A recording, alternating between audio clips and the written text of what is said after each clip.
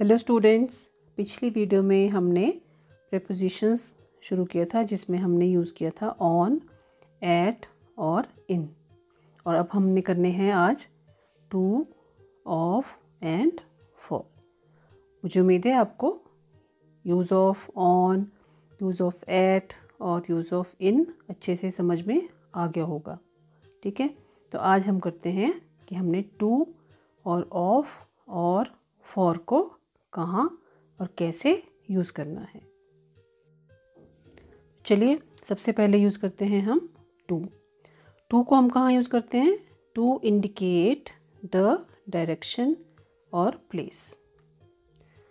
इसमें जैसे हम बता रहे हैं कि हम कहाँ की किधर को जा रहे हैं, ऑफिस जा रहे हैं या कहीं और जा रहे हैं, किसी प्लेस पर जा रहे हैं, किसी डायरेक्शन की तरफ को जा रहे हैं, तो हम यूज़ करते हैं टू। जैसे the friends went to the restaurant. कहाँ गए दोस्त? रेस्टोरेंट गए, है ना। तो हमने क्या यूज़ किया? टू, क्योंकि हम बता रहे हैं कि वो किस जगह पर गए? रेस्टोरेंट गए। ठीक है। I am heading to my college. मैं कहाँ जा रहा हूँ? अपने कॉलेज की तरफ। नेक्स्ट, टू हम कहाँ यूज़ करते हैं? To indicate relationship. जब हम किसी से अपना संबंध बताते हैं, जैसे do not respond to the annoying person. Annoying मतलब जो आपको गुस्सा चढ़ाते हैं, आप उनकी बात का जवाब ना दें। तो यहाँ पे टू हमने किसके लिए इंडिकेट किया? रिलेशनशिप के साथ। किन लोगों के साथ? जो आपको गुस्सा चढ़ा रहे हैं। ठीक है। या you should talk to your friends in a nice way. तो टॉक टू, जब हम टॉक कर रहे हैं तो उसके साथ हम लगा रहे हैं टू। टॉक टू, अपने फ्रेंड्स के साथ अच्छे से बात करनी चाहिए। Your answer is important to me. ये देखिए, यहाँ भी हम रिलेशनशिप बता रहे हैं कि तुम्हारा जो जवाब है किसके साथ? मुझे, मेरे लिए बहुत इम्पॉर्टेंट है। तो ये भी आपका एक रिलेशनशिप है। तुम्हारा जो आंसर है मेरे लिए इम्पॉर्टेंट है, means you are important to me. Next, to हम इंडिकेट करते हैं एक लिमिट के लिए। The old newspapers were piled up to the roof. यानी छत तक पुराने न्यूज़पेपर ऊपर तक आ गए थे, तो ये लिमिट हो गई। अब उसके ऊपर क्या है? छत है, छत से ऊपर वो नहीं जा सकते, तो ये इंडिकेट करते हैं एक लिमिट की।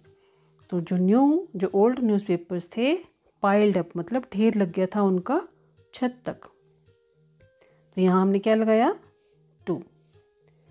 और टू को हम लास्ट में क्या बोल रहे हैं? It refers to a period, मतलब एक टाइम की बात कर रहे हैं।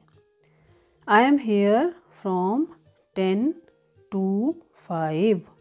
किसकी लिमिट हो गई? टाइम की। क्या बता रहे हैं?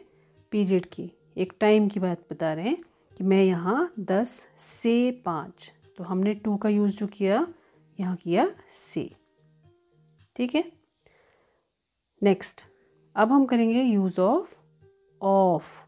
यूज़ ऑफ ऑफ का, तो यहाँ पे हमने 2 बार किया।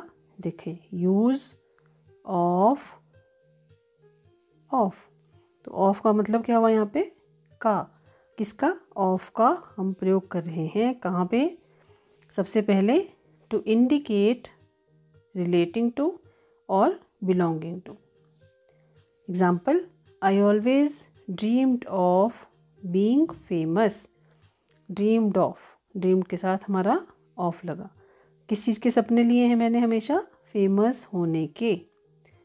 फिर to indicate reference, this is a picture of my last birthday. तो यहाँ रेफरेंस दे रहे हैं कि ये कब की पिक्चर है? मेरे पिछले बर्थडे की। ठीक है, यहाँ क्या लगाया? Of my last birthday. यहाँ पे रेफरेंस दे रहे हैं कि एक पिक्चर है जो कब की है? मेरे पिछले जन्मदिन की। फिर कहाँ यूज़ करना है? टू स्पेसिफाई द नंबर और एन अमाउंट।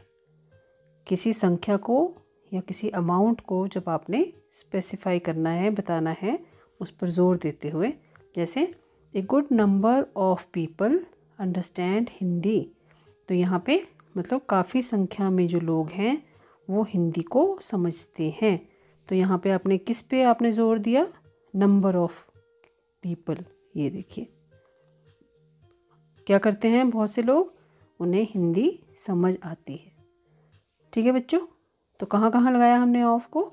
जहाँ आपने किसी चीज़ के साथ उसको रिलेट करना है, ये बिलोंगिंग टू, फिर आपने कहीं रेफरेंस दिया है या आपने स्पेसिफाई किया है किसी नंबर को या संख्या को। ओके, क्या यूज़ किया? ऑफ। समझ आ गया? ठीक है। अब नेक्स्ट है हमारा फॉर, कि हम फॉर को कहाँ और कैसे यूज़ करेंगे। सबसे पहले किसी रीज़न के लिए, जैसे बिकॉज ऑफ। जब हम फॉर कहीं कहीं आपने पढ़ा होगा, जब हम कभी चैप्टर पढ़ते हैं तो हम उसमें लिखते हैं he was angry for he was not taken to there, है ना। तो यहाँ उसमें हमने फॉर को कैसे यूज़ किया?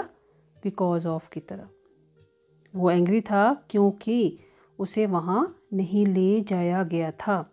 तो वहाँ पे हम फॉर को यूज़ करते हैं रीज़न के लिए। जैसे I am really happy for you, मैं तुम्हारे लिए सच में बहुत खुश हूँ। तुम्हारे लिए, फॉर मीन्स तुम्हारे लिए।